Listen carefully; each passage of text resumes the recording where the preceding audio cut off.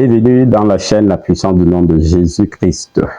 Bien-aimés dans le Seigneur, aujourd'hui nous allons parler des armes les plus fatales du chrétien. Nous sommes dans un monde qui connaît des armes physiques comme par exemple des fusils, des épées, des bombes, etc. Mais l'enfant de Dieu possède des armes spirituelles infiniment plus puissantes, capables de renverser les forteresses et vaincre les ennemis, chers bien-aimés. Je sais que nous devons le savoir. Nous sommes habitués, certes, avec des armes physiques, comme les bombes nucléaires et autres. Mais en tant qu'enfants de Dieu, nous avons également des armes qui sont propres à nous, qui sont plus puissantes plusieurs fois que des armes que nous appelons des armes nucléaires. Alors, c'est ce que nous allons voir dans cette vidéo. Alors, je t'encourage à prendre place et si ce contenu t'intéresse, n'hésite pas de liker, de commenter et de t'abonner à cette chaîne pour ne rien manquer de nos futures vidéos. Que le Seigneur te bénisse. Alors, nous parlons donc des armes les plus fatales du chrétien. Alors, nous en avons plusieurs. La liste ne serait même pas exhaustive. Nous avons néanmoins considéré quelques-unes de ces armes. Alors, la Bible nous dit déjà dans 2 Corinthiens chapitre 10, le verset 4, « Car les armes avec lesquelles nous combattons ne sont pas charnelles, mais elles sont puissantes par la vertu de Dieu pour renverser des forteresses. » Chers bien-aimés, c'est ce que la Bible dit. Si nous voulons parler des combats, nous ne sommes pas en train de dire nous devons acheter les armes physiques, nous devons acheter des fusils, des armes. Non, nous parlons plutôt des armes que le Père donne à ses enfants. Les armes que l'Esprit de Dieu nous révèle pour renverser nos ennemis. Alors, installe-toi. Nous allons considérer donc la première arme, c'est la parole de Dieu. Oh, gloire à Dieu. La parole de Dieu que nous lisons, que ce soit dans la Bible ou que nous écoutons comme vous m'écoutez actuellement, c'est une arme fatale. S'il y a un ennemi qui te défie, alors rentre simplement dans la parole de Dieu et tu verras combien elle sera puissante pour renverser cet ennemi au nom de Jésus. La parole de Dieu, donc, c'est une arme très, très puissante. Nous allons dans Éphésiens chapitre 6, pour ceux-là qui sont en train de relever donc le passage de Éphésiens chapitre 6, verset 17. La parole de Dieu est l'épée de l'esprit. Amen. Nous utilisons souvent l'épée dans les combats physiques, mais aussi dans le combat spirituel. Nous avons également besoin de l'épée, mais l'épée cette fois-ci, c'est la parole de Dieu. Chaque fois que tu vas déclarer la parole de Dieu, tu seras en train de faire usage de l'épée et là, tu vas tailler tes ennemis au nom de Jésus. Amen. Je te conseille de prendre le temps et de méditer sur ce que nous sommes en train de considérer en ce moment au nom de Jésus-Christ. Jésus lui-même donc a vaincu Satan avec l'épée dans le désert. Quand vous considérez Matthieu chapitre 4 jusqu'au verset 10, alors nous allons voir Jésus-Christ faire usage de l'épée que la parole de Dieu. Qu'est-ce que Jésus a dit au diable? Il est écrit.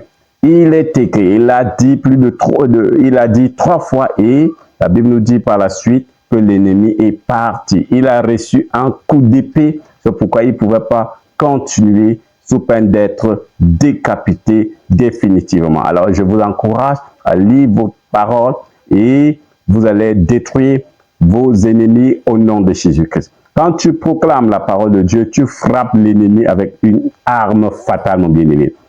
Alléluia. Donc, ne continue pas à pleurer, mais reviens simplement dans la parole et lis la parole de Dieu, déclare la parole de Dieu et ton ennemi va disparaître de devant toi au nom de Jésus-Christ. Alors, cette arme, c'est pour ceux-là qui lisent la parole de Dieu. Cette arme, c'est ceux-là qui connaissent la parole de Dieu. C'est pour ceux-là qui connaissent la parole de Dieu. Jésus, connaissant bien la parole, c'est pourquoi il a dit, il est écrit, il est écrit, il est écrit. Et finalement, le diable est parti. Et je t'encourage ce matin à lire ta parole et à la déclarer lorsque tu es confronté à des situations difficiles et l'ennemi fuira loin de toi au nom de Jésus-Christ. Alléluia. Amen. Et allons prendre également notre deuxième arme, c'est la prière. La deuxième arme que nous utilisons, que le chrétien doit utiliser, c'est la prière. Dans Jacques chapitre 100, le verset 16, qu'est-ce que la Bible dit? La prière fervente du juste a une grande efficacité. Alléluia. La prière fervente, c'est pas une prière occasionnelle, une prière faiblante. Non, c'est une prière qui est fervente et qui vient d'un homme juste, qui vient d'une femme juste. Amen. Il y a la justice, il y a la ferveur. Alors, si les deux sont mis ensemble, alors ça aura une grande efficacité. Sinon, tout le monde prie. Les athées prient, les bouddhistes prient, les musulmans prient, les chrétiens prient, mais la prière qui a une grande efficacité, c'est celle qui provient d'un juste fervent. Alléluia. Alors, je t'encourage à être fervent dans ta prière et à mener une vie de justice. À cet effet, ta prière portera donc un résultat probant au nom de Jésus. Donc, par la prière, Paul et Silas ont brisé les chaînes dans la prison. Quand vous allez dans Actes chapitre 16, à partir du verset 25 au verset 26, nous voyons comment Paul et Silas, lorsqu'ils étaient jetés en prison, ils ont juste pensé à cette arme. Ils ont mis cette arme en valeur. Et c'est pourquoi la Bible nous dit le fondement de la prison s'est ébranlé et la porte s'est ouverte miraculeusement. Et je prie pour toi ce matin, je déclare que cette parole puissante qui provient de la prière, puisse briser les fondements de ta prison au nom de Jésus-Christ. Je prie également que le Seigneur te booste ce matin par son esprit avec une force inhabituelle dans ta prière au nom de Jésus. Que ta vie de prière soit relevée à partir de cette matinée au nom de Jésus. Par la prière, lui, Paul et Silas sont sortis triomphalement. Alors la prière est une arme qui ouvre les portes fermées et fait trembler les puissances des ténèbres. Amen. Il n'est pas temps de pleurer, il est plutôt temps de faire pleurer tes ennemis, de faire disperser des ennemis qui travaillent dans les ténèbres au nom de Jésus-Christ. Lorsque tu es engagé fermement dans la prière, tes ennemis seront disloqués au nom de Jésus. Ils seront dispersés au nom de Jésus. En ce début d'année 2026, je t'encourage à revenir sur tes genoux et à déclarer la parole de Dieu et à te mettre résolument dans la prière pour faire fuir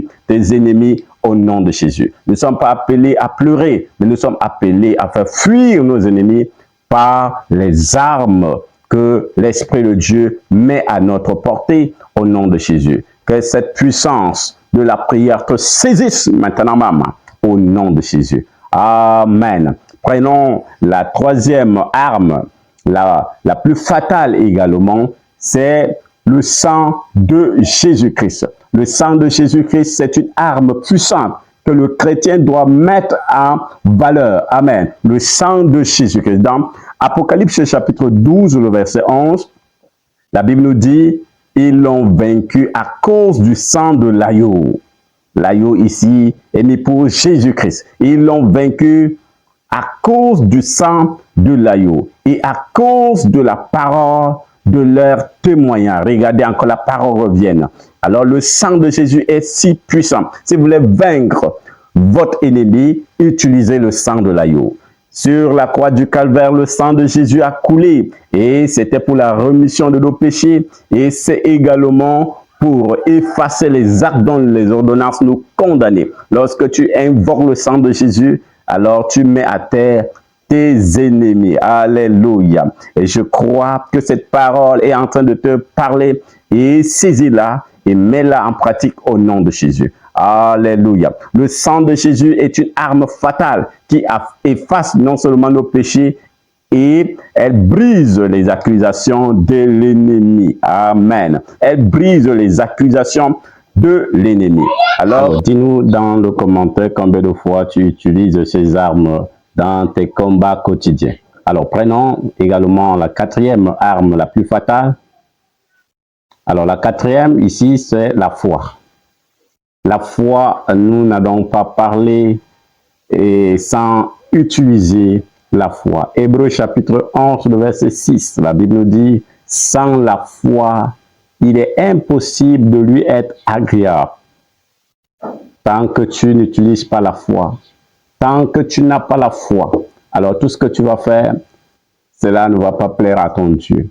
Pour faire plaisir à ton Dieu, tu as besoin d'avoir la foi en lui. Alléluia. Donc la foi est le bouclier qui éteint tous les traits enflammés du malin. Alléluia.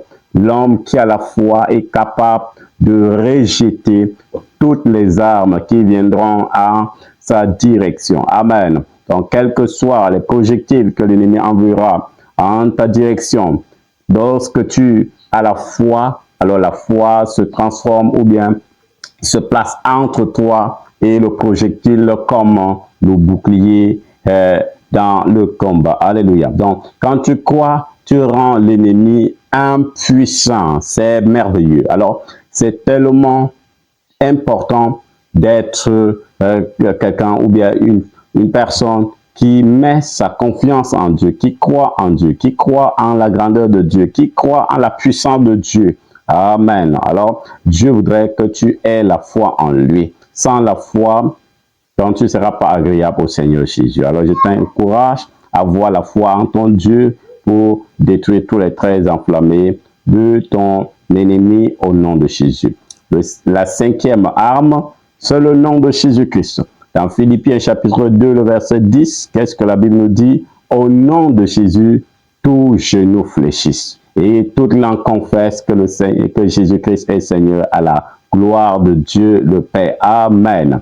Voici, ça c'est le nom de Jésus. Le nom de Jésus en question est une puissance. Que ce soit dans le ciel, sur la terre, le nom de Jésus est sans équivalent. Alléluia. Acte chapitre 3, le verset 6, Pierre dit, au nom de Jésus-Christ de Nazareth, lève-toi et marche. Il a parlé à un paralytique qui ne pouvait pas lever, mais au nom de Jésus, celui-là s'est levé ce jour et il a pu bien marcher. Voilà le pouvoir, la puissance dans le nom de Jésus-Christ. Le nom de Jésus-Christ est l'arme la plus fatale, car il porte toute autorité dans les cieux et sur la terre. Amen. Partout où tu vas passer, que ce soit en journée ou bien la nuit, le nom de Jésus a toujours sa puissance, son autorité. Il faut maintenant la mettre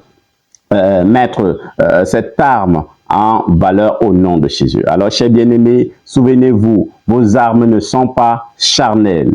Je ne suis pas en train de vous conseiller d'aller acheter les machettes. Non, je suis en train de vous dire que nous, en tant qu'enfants de Dieu, nos armes sont spirituelles. Alors, elles sont spirituelles. La parole de Dieu, la prière, le sang de Jésus-Christ, la foi et le nom de Jésus-Christ sont nos armes les plus fatales. Utilisez-les chaque jour et vous verrez la victoire dans vos vies. Alors, chers bien-aimés, nous sommes arrivés au terme de cette vidéo. Je voudrais t'encourager, voilà, tu peux réécouter cette vidéo plusieurs fois et méditer sur ces passages suscités. Dieu te bénira au nom de Jésus-Christ. Je voudrais que tu m'encourages dans cette œuvre en t'abonnant à la chaîne, à liker et partager et me dire dans le commentaire les armes que tu mets toujours c'est-à-dire en profit dans tes combats au quotidien. Sur ce, je voudrais prier pour toi, chers bien-aimés frères et sœurs. Je voudrais demander que le Seigneur puisse te visiter en ce moment au nom de Jésus-Christ. Qu'il ouvre tes yeux spirituels sur la gravité des combats et la nécessité de saisir ces armes que l'Esprit de Dieu met à notre portée au nom de Jésus. Père, je bénis mes bien-aimés qui m'écoutent en ce moment visite-les surnaturellement et rends-les forts pour triompher au nom de Jésus. Merci Seigneur pour toutes choses. Au nom de Jésus, j'ai prié. Amen. Merci et à la prochaine.